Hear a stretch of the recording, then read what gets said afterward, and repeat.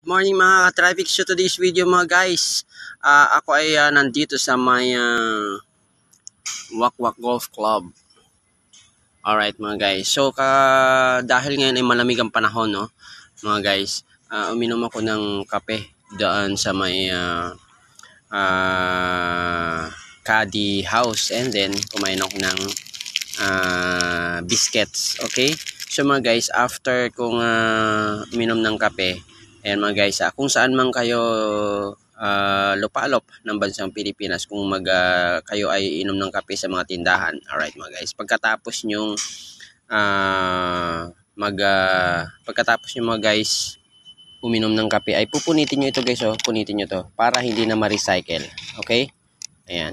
Kasi kapag once hayaan nyo yan, itatapon nyo lang, baka ma-recycle pa. So, di ba? Pangit yun mga guys kapag ni-recycle.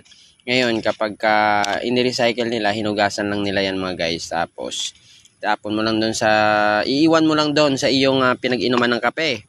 Pagkatapos mong iwan ng pinag-inuman ng kape, dililigpitin nila, huhugasan nila yan. Okay, hugasan nila, and then on the next na naman nila na pagtitinda, gagamitin na naman nila yan. O di, isi-serve na naman nila. So, parang recycle na yan mga guys. So, pangit naman guys. Kaya ang gagawin nyo, kapag kayo ay natapos na uminom ng kape, saan man kayong lupalop ng mga tindahan, saan man kayong lupalop ng bansang Pilipinas, after nyo guys, dispose nyo na. Ayan, punitin nyo yan dyan. After nyo punitin, lagay nyo na sa basurahan guys. Okay? So maraming salamat sa nakapaghatid naman ako ng panibagong idea sa inyong lahat, na kapag ang inyong nagamit na ng mga